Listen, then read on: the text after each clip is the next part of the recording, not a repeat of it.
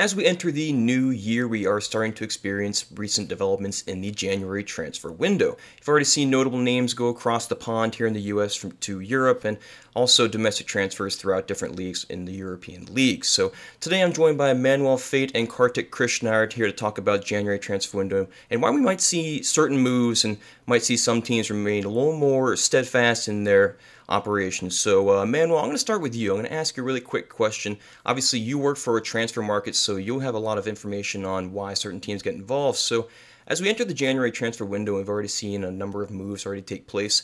Why are some clubs more involved than others? Could it be to build a squad and allow certain moves to happen? And I think generally speaking, the January transfer window is a little more calm, especially compared to the summer transfer window. So why is that the case, and why might we see less moves in January compared to the certain couple of months we have in the summer? Yeah, I think in general, the January transfer window in a normal year is an emergency window, isn't it? It's when clubs can respond to the mistakes made the previous summer. And then for some clubs, of course, it is also an opportunity to maybe sign someone with an eye towards the next season, right? Where they can bring in a younger player, maybe who they have already earmarked to sign the next summer, but the opportunity to bring him in is now. And so you see that quite often. But in general, the January transfer window is like kind of like your emergency backup when you go in and try to reload certain files and try to make up for the mistakes that you've made in your roster build, or to respond to injuries, or respond to you have the Africa Cup this winter, right? To respond to certain things like that. But it's not the busiest window in the normal of times. And then, of course, this year with COVID-19 and the fact that many of the European leagues are now facing a prospect of having to start the second half of the season without spectators means that there isn't going to be as many activities as there is in the usual window at this time of the year.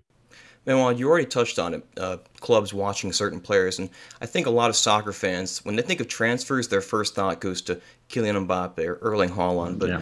I think most people think that they're not going to be moved in this window, and there's a lot of reasons that could be, whether it be because of contracts or anything of the sort. So do you see those two players moving, and if you do, why is that, and if you don't, why wouldn't they move in January, even though they are speculated to move in the summer? And you see already that it's super quiet when it comes to those two names, right? I think A, fans have gotten smarter, and B, the media has gotten smarter as well to maybe stick away from those kind of rumors because they know it's just unlikely. I think we have to point out that Kylian Mbappe is free to negotiate with other teams now, right? Because it's January, after January 1st, he is able to talk to other teams. And so I think maybe we'll get something in that direction, that we find out his future, but I don't think he's going to go anywhere mid-season, right? I think that is something that we won't see. And then, of course, there's been some, although muted speculations about Erling Haaland, and I just don't see. But right now, Borussia Dortmund are 100% in control, right? There is, of course, an exit clause that varies between 60 and 90 million euros, depending on where he's going, for next summer, which means they won't be in control then. But you will not see them sell Erling Haaland at this moment in time. So, yeah, I think it's going to be the big names don't move in January, period. And I think that is something that is just a given, that big names don't go in this time of the year unless there is some very extraordinary circumstances.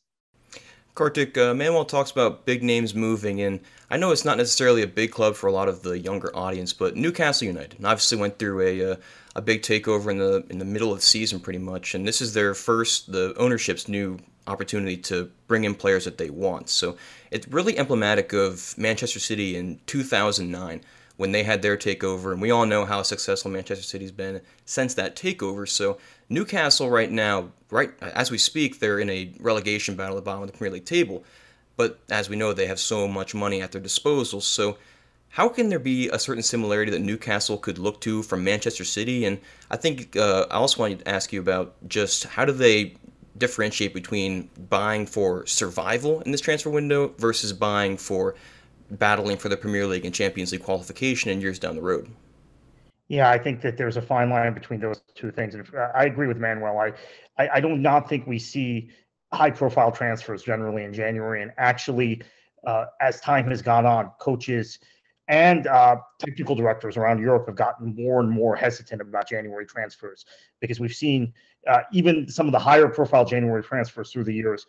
They don't blend into their team very well in January, and they generally need a summer to really work out with those clubs. Now, Haaland, when he moved from Red Bull Salzburg to Dortmund a few seasons ago, that was an exception.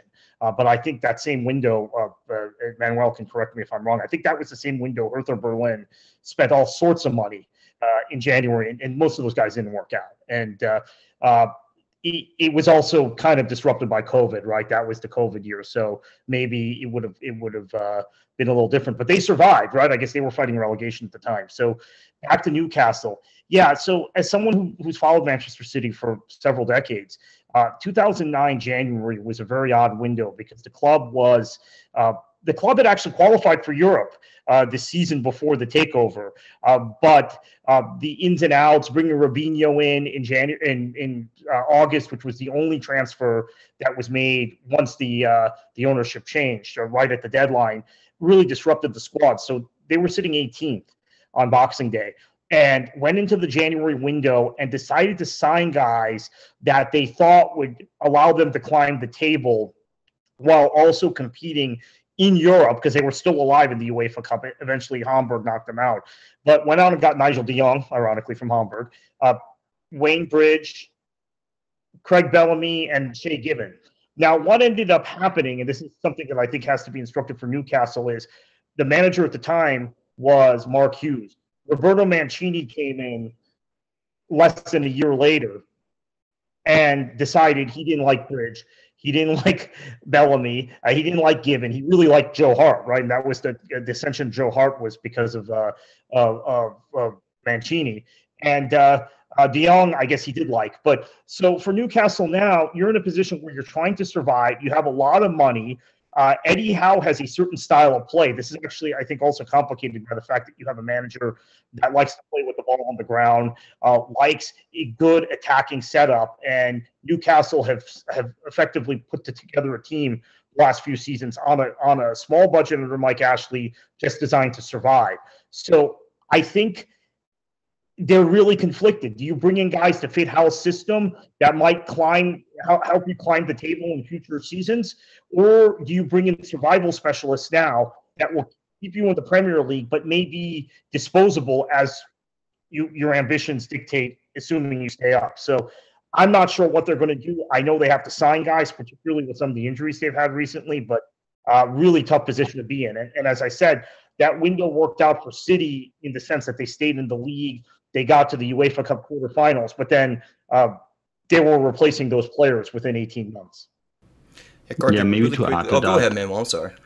Yeah, I want to just add to that because it's really interesting about Newcastle United is that they're still in a very formative stage of putting together the people that are making the decisions in the front office. And one of the things that was recently pointed out to me in a conversation with someone who is a high-ranking sporting figure in the game is that there's still quite a lot of disarray at Newcastle in terms of who's making the decisions, what sort of strategy they have. You know, they're by no means anywhere close to actually really knowing what kind of strategy they want. And so it's a very tough spot. All of a sudden, you know, you're a €1 trillion club, but you don't really know how to allocate those resources because you don't have the people on the board that can actually make those decisions. And I mean, they signed Trippier, right? They brought back from Atletico Madrid, but it's going to be very, very hard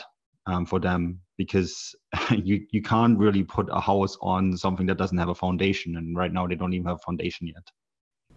Kartik, you talk about transfer possibly throwing off the chemistry within a squad, and in relation to Newcastle, maybe there's not all that chemistry to actually to actually be there. But I think there's a real conversation that could be had about bringing in players. You already mentioned Hertha Berlin and how, bringing in all these great players and didn't really pan out for them. So what are the inherent risks of bringing in people or bringing in players during January that might throw off what we see in terms of productivity on the pitch?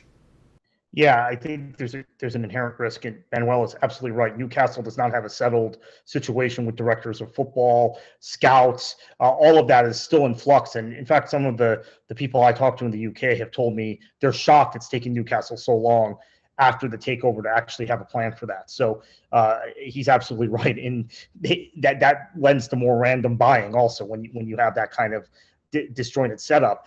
And the inherent risk is you bring in guys that disrupt the dressing room, that don't mesh with their teammates, that those guys that are on the team and have played, in the Bundesliga, it's very clear. It's right, 17 matches before the winter break, 17 after. Premier League will be something like 18, 19 matches they would have played before the window opens. Together, it gets completely disrupted, and there's sometimes intrigue in the dressing room. There's sometimes a lack of settling.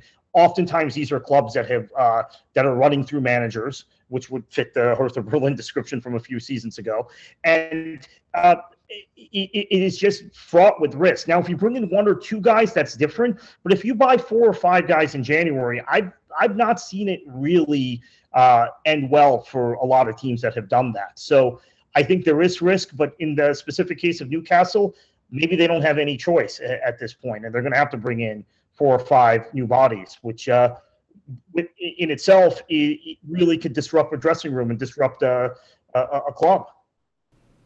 And Manuel, I don't want to get too much into players, but I think it's hard to talk about transfer windows without actually talking about players. So as we stand here, we're recording this on January 6th, so there's plenty of time to go in the transfer window. Are there any, you said there's not going to be too many big names on the move, but relatively speaking, what big names do you think we could see jump from one club to another in this month? Well, we think we've obviously seen the big names go. Ferran Torres is obviously the big one, right? From City to Barcelona, and for a fee that I still don't quite able to figure out how Barcelona is actually able to pay it.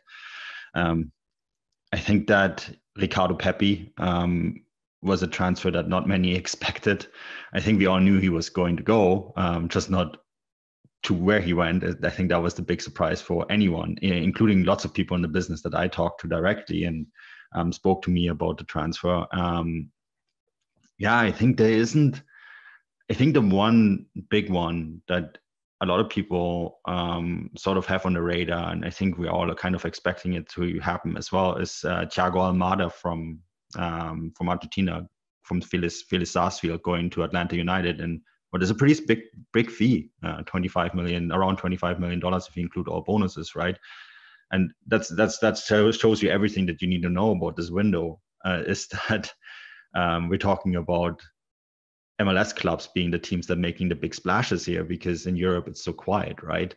Because for MLS this is the big window, whereas in Europe it's the emergency window, so to say. And so I don't know. I'm sitting there myself, and we have, of course, at Transfermarkt we have offices all over the world, with the big one being in Germany, and we go through the topics every day, and the anticipation is very much that we won't see very big names, which is obviously something that is kind of like I think we are going to be maybe surprised as well. Maybe there is going to be one where you're like, oh my God, we did not see that coming.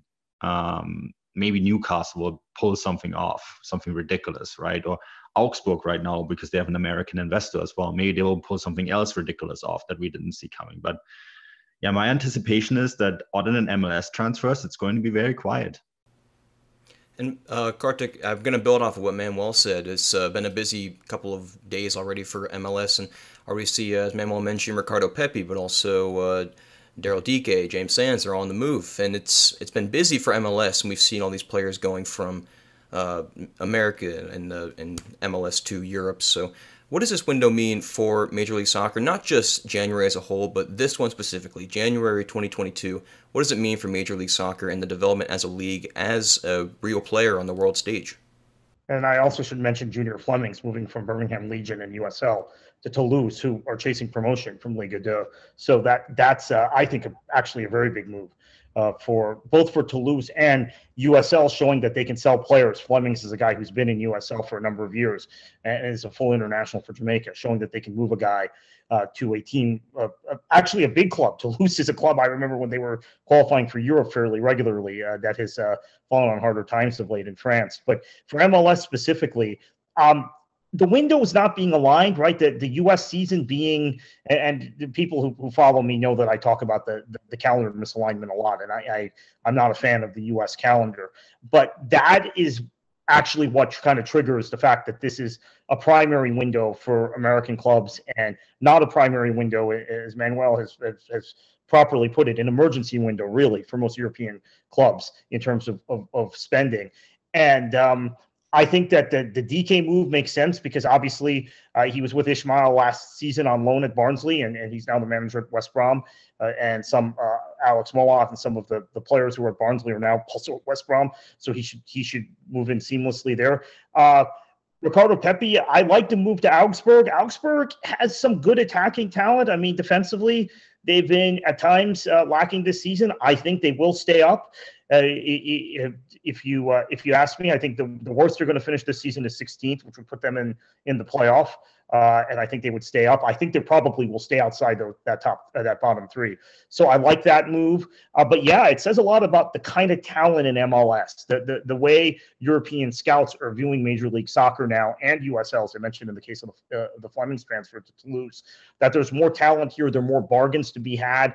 And for better or for worse, January being the primary window for American clubs drives some of these big moves that we've seen. Brendan Aronson a year ago when RB Salzburg brought him in was another one. And we've seen American guys often move in January or guys based in the United States, right?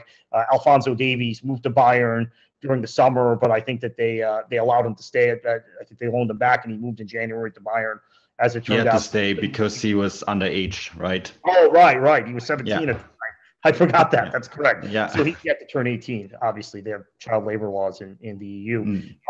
One transfer that I've been getting wind might happen, and maybe it's just speculation, but Antonio Conte likes his wing backs. So talk of Traore moving from Wolves to Spurs has intensified in the last 24 hours. I don't know how credible that is. We know Daniel Levy tends to be tight with the checkbook, particularly in January. But he did go out and buy some guys for Jose Mourinho two Januaries ago. Sold Christian Eriksen in that window and brought in one or two guys at least in that window. So maybe he will spend for Conte and bring in Traore, who would fit, in theory, would fit a Conte system very well as a right wing back. And Manuel, I'll wrap up with this, just a very quick little thing. And you talk about the Major League Soccer making all the big moves, relatively speaking. And I think a move that surprised a lot of people was Lorenzo Insigne coming over to Toronto. And what does that move mean? He's still a great talent for Napoli, and obviously he's still going to be there for the rest of the season, but until his contract expires. But what does that move mean for Major League Soccer to get a talent like Insigne over to Major League Soccer? And Belotti as well, right? As it looks like he's another one coming over. I think that's just the tip of the iceberg, to be honest with you. I think there's a lot of focus on the outgoing transfers at the moment, right? Because European clubs are urgently trying to fill in the missing roster spots. So you're seeing at the beginning of January more players moving out. I mean, Larea is another one who's now leaving Toronto for Nottingham, right? So you saw DK early on, you saw Pepi early on, because like these European teams need to bring these players in quickly.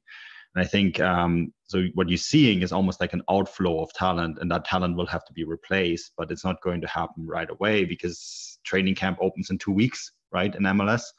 And so that will be around the time. I mean, the last 2 days, and actually we're actually quite busy. I think I put in 4 transfers alone today to MLS teams, right? And there will be more coming. So Insigne is a big one. Belotti is another one. And I think there's going to be a lot more coming in the next 4, 5, 6 weeks.